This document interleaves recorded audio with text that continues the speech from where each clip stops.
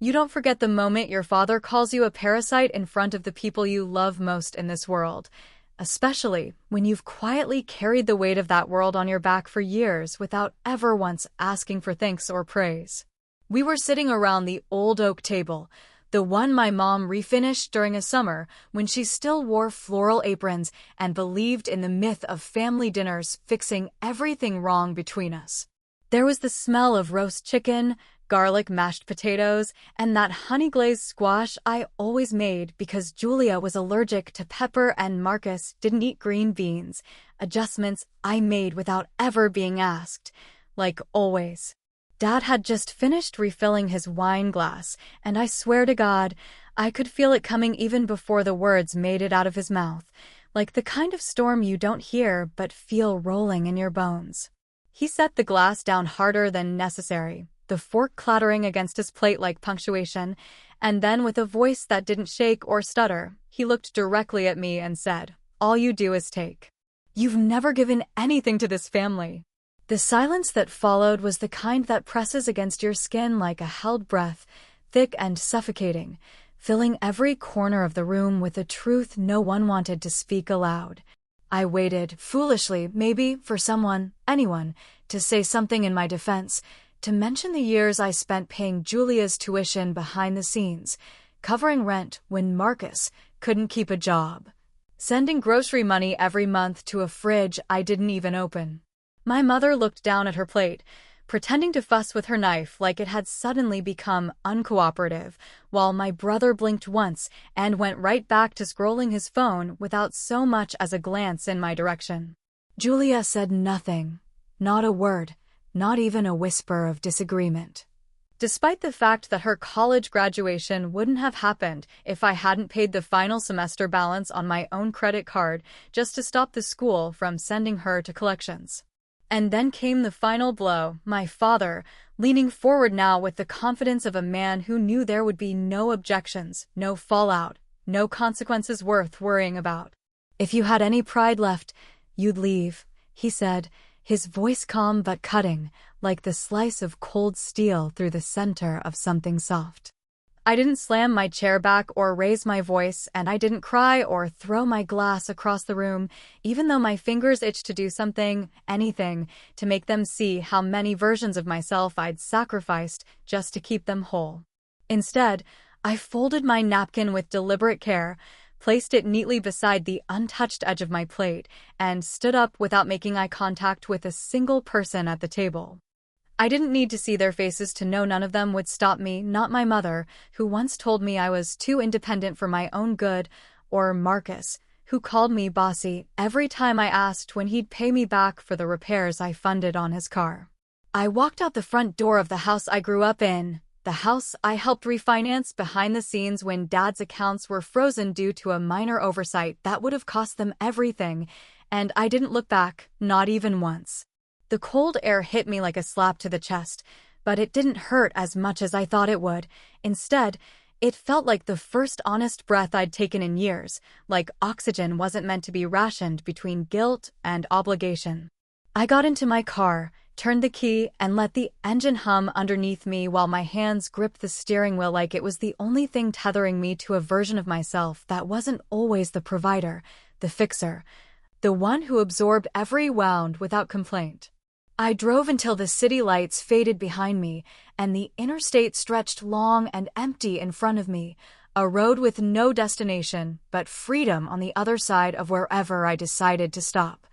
I ended up at a motel with flickering neon signage and the kind of hallway carpeting that smelled like bleach and loneliness, but for the first time in years, I felt like I belonged in the story I was writing for myself. I took out my notebook, the one I used for budgeting and bill tracking, the one filled with silent proof of every time I saved my family from falling apart without them ever knowing how close they'd come to total collapse, and I turned to a fresh page. At the top, I wrote in all caps, "What they never saw." And underneath, in a list more meticulous than any birthday card they never sent me, I itemized the last 7 years of quiet sacrifice like evidence in a courtroom no one else had the decency to walk into. Julia's college tuition, $9,200. Mom's surgery deductible, $3,500. Marcus's third failed apartment lease, $2,100. Groceries, $12,000, estimated. Rent coverage, $8,400. Holiday expenses on behalf of the family, $1,300. Miscellaneous emergencies, $5,700. Total, $42,200. I didn't weep when I looked at the number because the grief had calcified into something harder, something colder, something far more dangerous than sadness. It was clarity, and once it set in, there was no going back. I opened my banking app, selected every autopay account linked to their bills, electricity, water, internet, phone, and canceled them one by one without blinking, the same way I had paid them without question year after year. Then I opened our shared Google folder titled Family Logistics, a digital archive of everything from holiday planning to birthday spreadsheets, and I deleted every single document I had uploaded with my own hands. And when the folder was empty, I renamed it Best of Luck. I didn't send a group text or leave a voicemail, and I didn't write some righteous manifesto about boundaries or respect. I let the silence be the consequence, the absence be the mirror they'd have to look into. 3 days later, Julia texted me asking why her credit card was declined at the bookstore, and I didn't reply because she never once thanked me for paying it in the first place. A week after that, my mom sent a message with nothing but a question mark and the words, "Are you okay?" like she hadn't sat in silence while I was exiled from her table.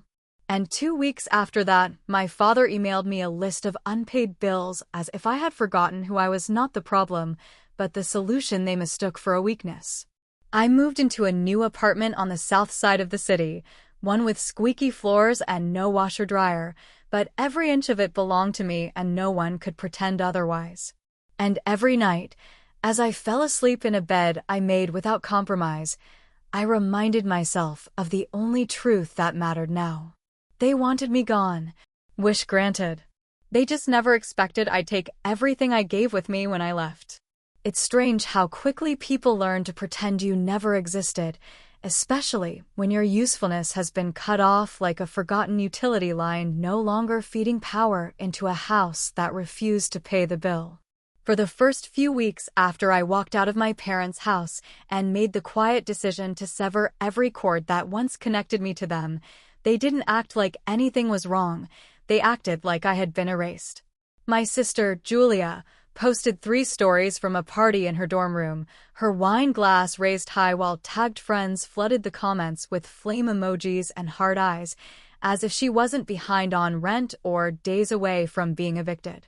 My mother posted a photo of the backyard garden in bloom, writing in the caption how blessings always bloom with faith and family, completely ignoring that the only reason the mortgage hadn't swallowed that house whole a month prior was because of me. They still had smiles on their faces. Still posted pictures of family dinners I was no longer invited to. Still smiled into phones I was no longer dialing from. At first, I thought maybe they didn't notice my absence, but I was wrong. They noticed. They just thought I'd come crawling back, like I always did. But this time, I didn't. I changed my number. I shut off the joint grocery account that my sister used like a bottomless debit card. I logged into the utilities portal and removed my name from the payments I had quietly covered for the last 3 years. I closed the emergency credit card Dad once used to cover a so-called urgent dental bill that turned out to be a flat-screen TV during a Memorial Day sale. And finally, I logged into the old mortgage account I hadn't touched in months, scrolled through every transaction I had made, and confirmed what I had long suspected. The payments I sent in good faith during the final months before I cut them off had never gone toward the house at all. $3,000 disappeared into God knows what, maybe spa days, maybe Brandon's failed crypto dream, maybe just into the void that forms when a family builds a castle of comfort on the back of one quiet daughter's income. Whatever it wasn't the mortgage. The bank's alert was clear, 8 months overdue. Foreclosure imminent. That was when the silence cracked, not from me, but from them. It started small. A message from Mom that simply read, "Call me." It's important. Then came the voicemails, short at first, then longer, shakier, more desperate. My father's voice, usually sharp and direct, now sounded like gravel crumbling under pressure. We need to talk about the house. Please. Still, I didn't answer.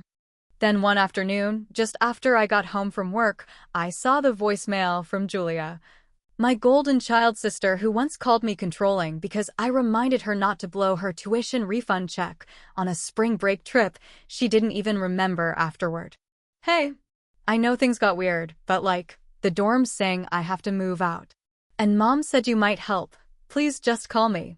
She ended the message with a strained laugh, like we were still two girls giggling under the covers after sneaking into Mom's makeup bag as kids. But we weren't. We hadn't been for years. I didn't call her back. I wasn't cruel. I was just done. Done pretending that support should come without respect. Done acting like giving everything meant I owed even more. Done holding together a house that rotted from the inside out while everyone else picked out curtains and color schemes, never once noticing the foundation was only stable because of me. By week 3, the calls were daily. Dad's voice switched from concerned to critical, telling me over voicemail that if the house goes under, it's on your conscience, like I hadn't carried that house like a brick chained to my chest every month since I was 22. Brandon, my brother who never held a job for more than 6 months, but had the audacity to once call me selfish for not fronting him money for an art class, left a message filled with venom. You think you're better than us just because you make a little money? This family was fine before you. No, it wasn't. And now they were learning why. I imagined them scrambling, Julia arguing with her housing office, pleading for leniency while forgetting that her lease only existed because I had co-signed it with a 730 credit score and a heart too stupid to say no. Mom, reapplying for a job she had left years ago with the smug confidence of someone who believed retirement meant never needing to be useful again. I pictured her standing in line at a local store, folding shirts for customers who looked like younger versions of me, wondering if this was how it all fell apart. Dad, trying to figure out how to make his pension stretch without the mysterious monthly deposits that once arrived without fail, quietly from an account I never gave him the password to, but always kept open. And Brandon, back in their basement, blaming everyone but himself as he tried to sell old electronics online to make rent for a room he didn't even pay for.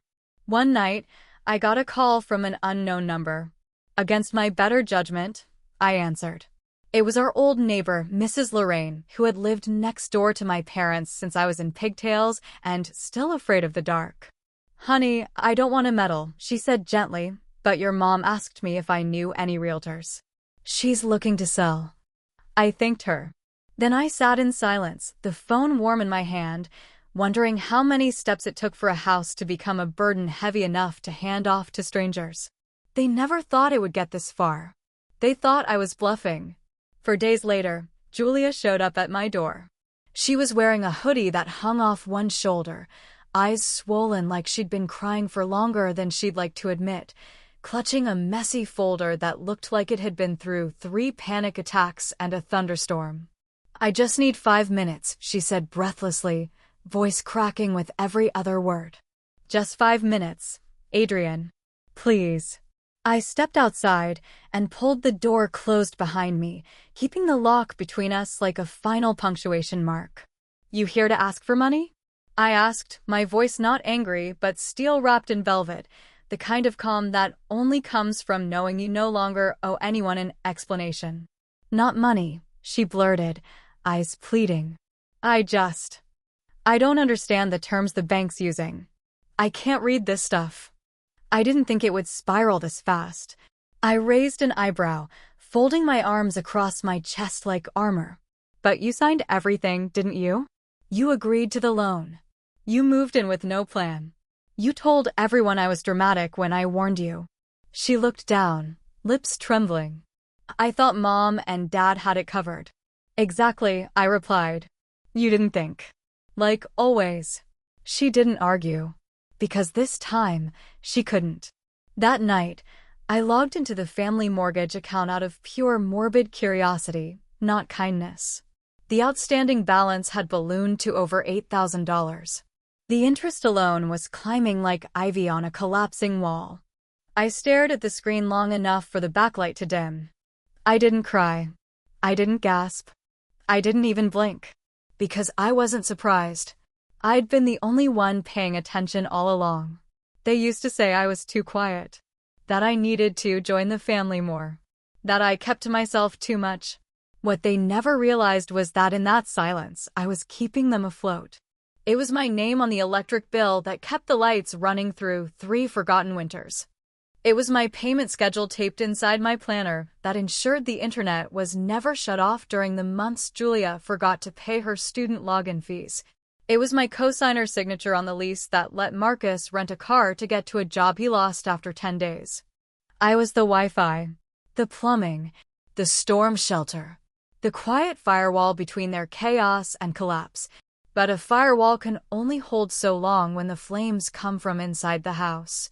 Now, with my support gone, the truth was becoming visible in a way my presence had always disguised. Julia's financial aid was cut due to late payments. The dorm wouldn't hold her spot. Mom took a night shift cleaning at the hospital 2 towns over, the same one where I once picked her up from surgery and slept in the waiting room for 8 hours because no one else could come. Dad called me 2 weeks later, voice trembling for the first time in a decade, saying only this: "We don't know what to do anymore." And Brandon? Last I heard, he pawned his gaming console and filed a help me post on Facebook that no one liked. I didn't return their calls, but I heard the echoes. In every bill notice forwarded to an old email. In every message marked urgent with no subject. In every voicemail that started with, "Hey, can we talk?" and ended with, "Just let me explain." But I didn't want an explanation. I wanted peace. The call came just after 9 in the evening, when the city outside had finally quieted and the only sound inside my apartment was the soft hum of the refrigerator and the occasional creak from the wooden floor settling beneath me. I recognized the number instantly, my sister Julia, and for the briefest second, my thumb hovered over the red decline button, not out of cruelty, but because I already knew this wasn't going to be a conversation so much as a confession from someone too proud to ask for help and too desperate not to try. When I finally answered, the silence on the other end was so thick I could hear her breathing, shallow, uneven, like someone who had been crying for longer than they'd admit and had finally reached the point where holding it together wasn't an option anymore. "They stopped paying my tuition," she said, her voice already unraveling, high and raw and threaded with disbelief, like she hadn't truly processed the words until they left her mouth and hung in the air like smoke. "They told me at the registrar's office this morning," she continued, every word hitting harder than the last, "that there hadn't been a payment in months, and now I can't register for next semester, and I don't know what to do." I didn't say anything. Not because I didn't have words, but because I wanted her to sit in the echo of her own realization that the invisible force holding her life together had never been our parents, never been luck, and certainly never been her own doing. "I called Mom," she said, voice cracking in two, "and she just said they couldn't cover it right now, that things are tight, that maybe I should take a semester off. Take a semester off, Adrian, like this was just some kind of vacation I could reschedule." My silence pressed against her like a wall she couldn't climb. "I thought they were paying it," she admitted, her tone shifting from frustration to guilt, like she was finally seeing the corners of the truth she'd spent years pretending didn't exist. "I thought, or maybe I assumed. I mean, I never really asked. But it was always paid. So I just thought." Now her words came slower, halting, like she was forcing herself to say them one syllable at a time. "Was it you?" she asked, and for the first time, she didn't sound like my sister, not the girl who used to tease me about my old sweaters or roll her eyes when I said no to expensive brunch, but like someone who had just looked under the bed and realized the monster she ignored was real and had her name written all over it. "Were you the one paying for it all this time?" Even though we both already knew the answer, hearing it from her, raw, broken, unfiltered, carried more weight than I expected. Still, I said nothing. Instead, I unlocked my phone, opened our message thread, and typed a single line of truth that would land harder than any confrontation ever could. Thought I never gave this family anything. Then I blocked the number without a second thought and placed the phone face down on the counter, letting the silence settle back over me like the softest, most sacred kind of peace I'd ever known. From that point on, everything began to collapse. Not just the illusion they had so carefully crafted and maintained all these years, but the infrastructure itself, the finances, the expectations, the paper-thin stability they had mistaken for permanence because I had been holding it up like scaffolding behind a grand facade. I had disappeared, yes, but I took every support beam with me when I left. And now, finally, the cracks were showing. Julia was officially unenrolled within the week. The university sent her a formal notice of financial suspension, citing failure to meet payment deadlines for 3 consecutive terms, a balance I had quietly covered each time with no acknowledgement, no gratitude, not even a passing mention at dinner. My mother, once the matriarch who ruled her kitchen like a queen on a throne built from guilt, had taken on a second job cleaning houses 3 towns over, forced to trade soft hands and soft wine for latex gloves and ammonia that burned through the dignity she had long mistaken for control. My father, who once told me during a heated argument that a daughter's worth is in her loyalty, had started borrowing money from his old bowling buddy, something I only knew about because that same man emailed me, apologizing for being caught in the middle.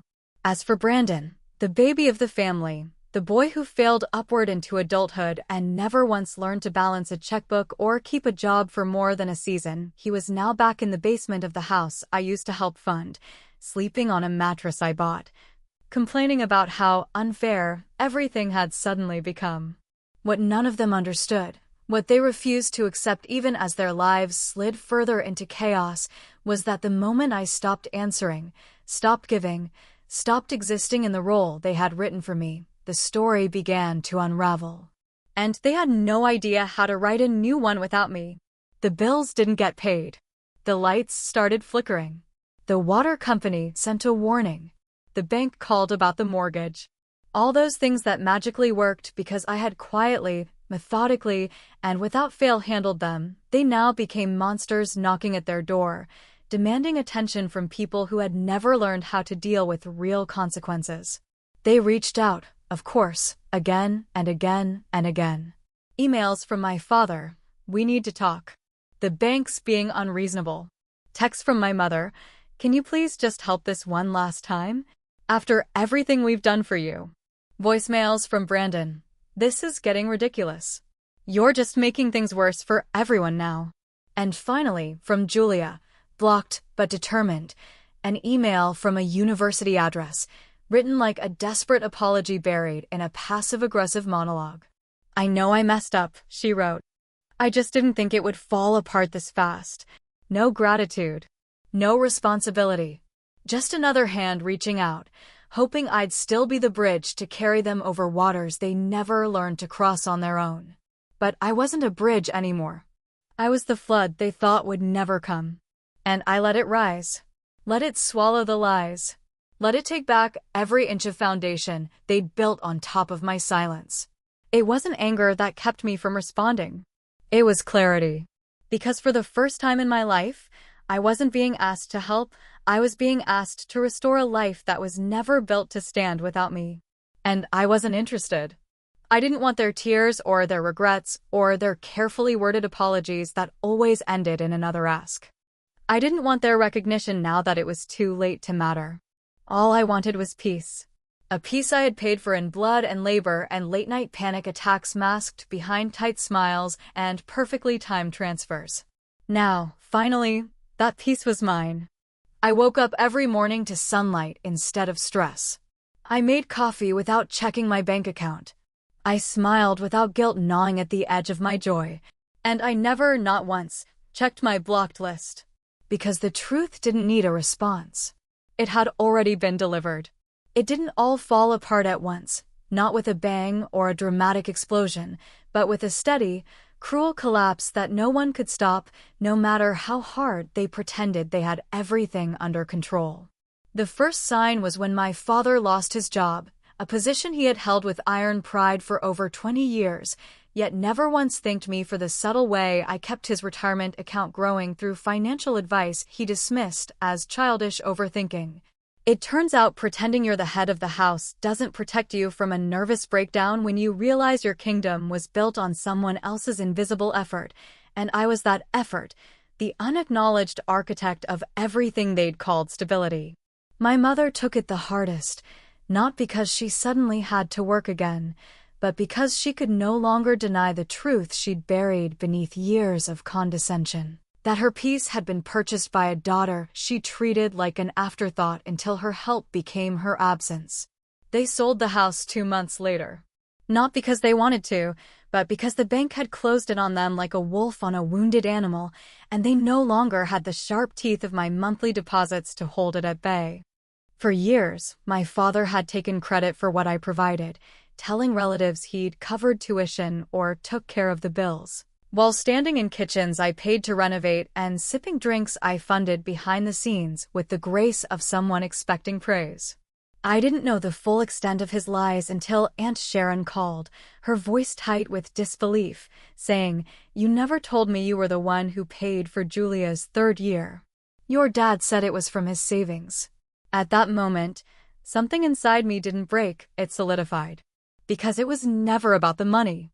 It was about how easily they twisted my silence into a narrative that kept them heroes while I became the footnote. Meanwhile, I was thriving not quietly, not in some whispered apology of existence, but openly and proudly, surrounded by people who never once asked me to prove my worth and sacrifice. I moved into a high-rise loft with tall windows and exposed brick, a space that caught the morning light like it had been waiting just for me, untouched by anyone's expectations but my own.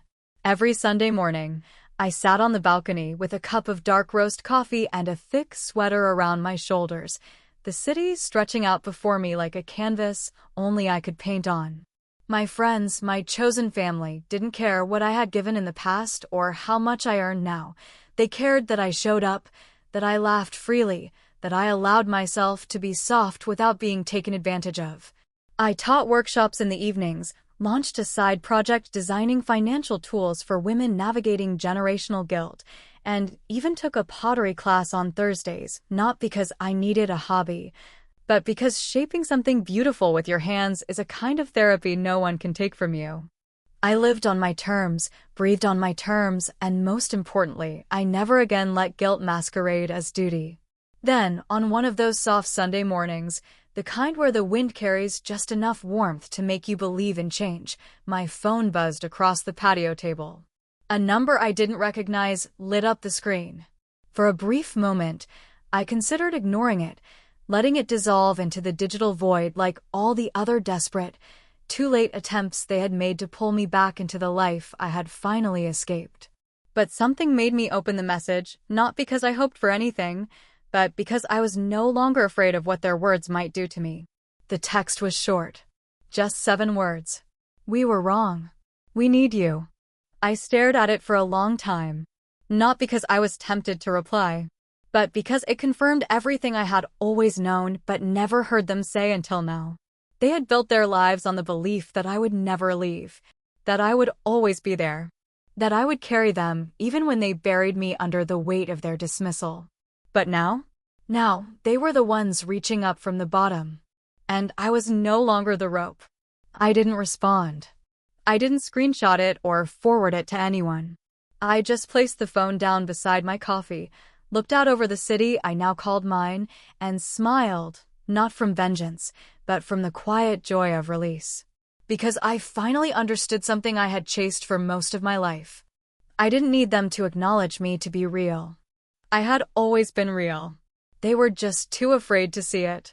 They lost everything, and I gained everything I had been denied while I gave them my all. Not wealth, not in the way they measured it, but freedom, peace, and something far more valuable than forgiveness. Distance.